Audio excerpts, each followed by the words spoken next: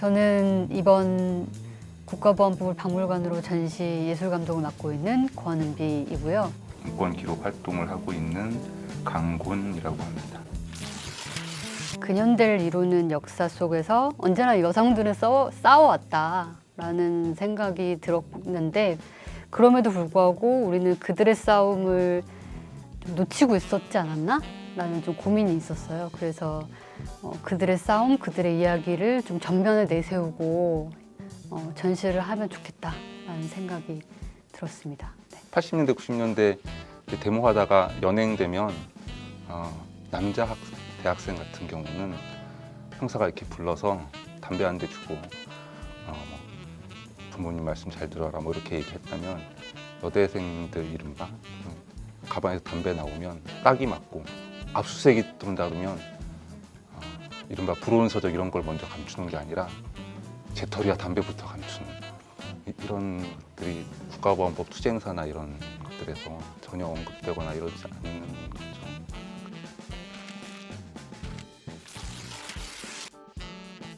국가보안법만이 아니라 모든 역사, 모든 사건이 남성 중심주의 가부장제 한국 사회에서 남성의 시선, 남성의 목소리, 남성의 관점으로 서술되었고 기록되었고, 여성 서사로 보자, 여성의 목소리로 국가보안법을 이야기해보자라는 것들은 좀 질서를 흔들고 전복시켜서 새롭게 접근하는 방법이라는 생각이 들어서 여성 서사였고, 우리가 지금까지 보지 않았던 여성들의 싸움, 그 싸움 속에 어떠한 구체적인 이야기가 있고 어떠한 삶이 존재했는지, 그런 것들을 이번 전시에서 보실 수 있을 겁니다.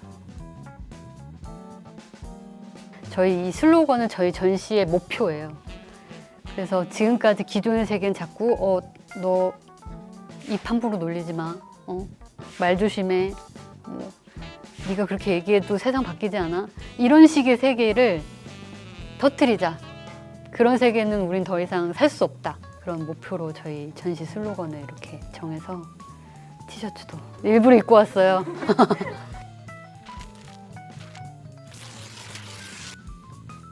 세월호 참사 이후에 이제 세월호 참사 작가 기록단에서 유족들이나 생존 학생이나 형제자매들 이제 구술 인터뷰해서 이제 책 내고 이런 작업을 하면서 대부분의 반응은 샀지만 너무 슬퍼서 읽지 못한다, 몇 장 읽다가 덮었다, 이런 반응 되게 많이 해서, 그때 고민이 어떻게 이 이야기를 널리 알릴 수 있을까, 이런 고민들 속에서 배우님들, 작가분들, 문화평론가 이런 분들 해줬으면 좋겠다라는 것까지가 이제 섭외 과정에서 약간 저희의 역할이었던 것 같고. 저희 사실 이렇게 라인업 짜면서, 섭외 라인업 짜면서 막 이건 꿈의 라인업이야 하면서 이렇게 적었거든요.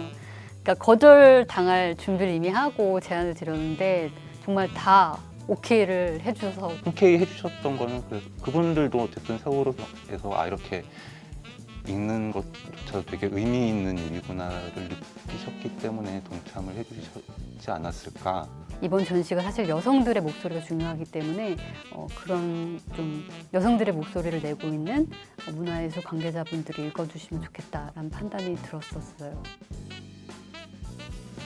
슬릭 씨 확실히 이제 래퍼시다 보니까 되게 그 또박또박 잘 읽어주셨고, 슬릭님 같은 경우는 일부러 저희가 조금 연령대가 높으신 분들 거를 좀 읽어달라고 부탁을 드렸거든요.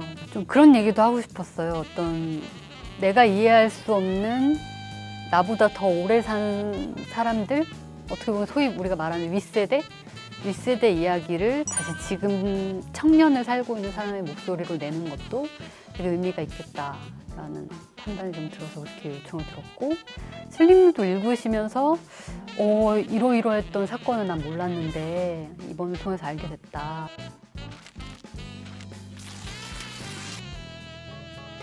지금 기억나는 건 저희 인터뷰 응해주셨던 분 중에 이제 민가엽 어머님이 있죠. 그래서 매번 민가엽 집회 가고 막 이러면 집안 살림은 어쨌든 펑크가 날 수밖에 없잖아요.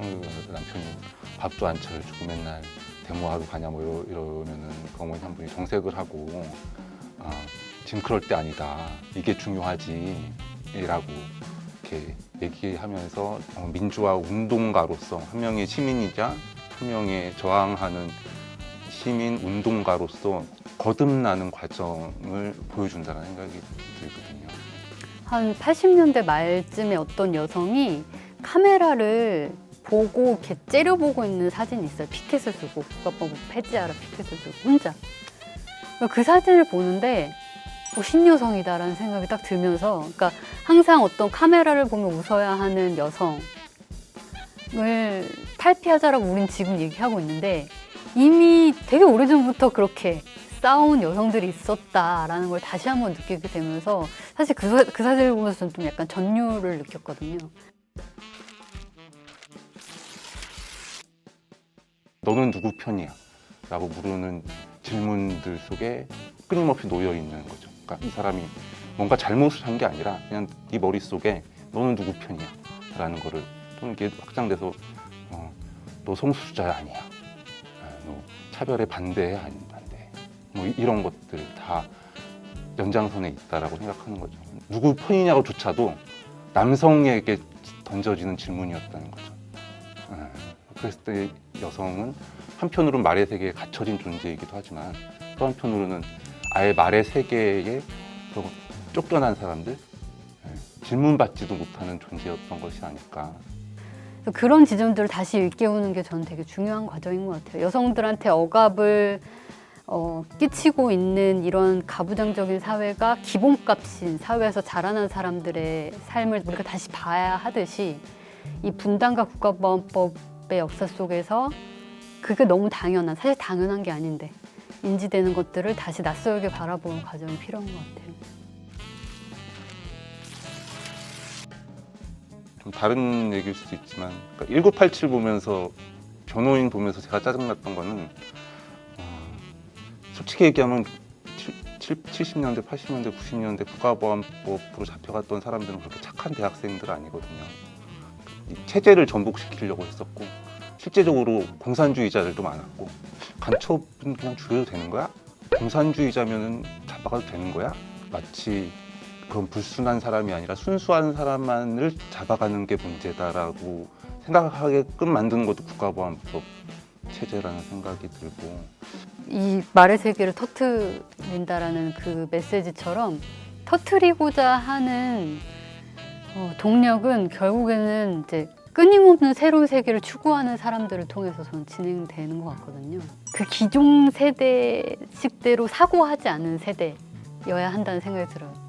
그래서 가급적이면 이 전시를 많은 청년들이 봐줬으면 하는 이유도 사실 이렇게 구분 짓는 거, 당신은 빨갱이, 뭐 지금 뉴스에서도 뭐 이건 공산주의, 사회주의, 그게 되게 마치 문제인 것처럼 얘기하는 거 솔직히 촌스럽잖아요. 지금 시대가 어느 때인데 그런 식의 이데올로기 가지고 얘기한다는 것 자체가 이게 지금 동시대에 얘기되는 거 맞아? 이런 생각이 드는 것처럼 이젠 더 이상 그렇게 생각하지 않는 세대들이 바꿔야 하는 부분이 저는 있다라는 생각이 들어요.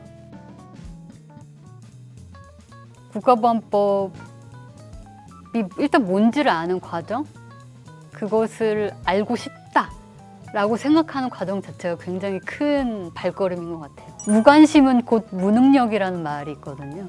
그러니까 관심이 없은 것 자체가 되게 뭔가 난 신경 쓸 게 많고 이게 아니라 관심 없는 것 자체가 무능력하다. 제가 이번 전시를 준비하면서 저보다 되게 윗세대 사람들의 삶을 면밀히 보면서 내가 빚을 지고 있구나라는 생각을 좀 많이 느꼈어요. 이번 전시를 통해서 그들의 삶을 면밀히 바라보고 내가 그걸 이해하는 순간 그들과 연대할 수 있는 존재가 되는구나. 단순히 어떤 아랫세대, 윗세대가 아니라 이 동시대를 살아가고 있는 사람으로서 내가 그들의 삶을 이해하고 있고 그럼으로써 나는 그들과 함께 연대할 수 있다. 이런 과정을 만들 수 있는 것 같아요.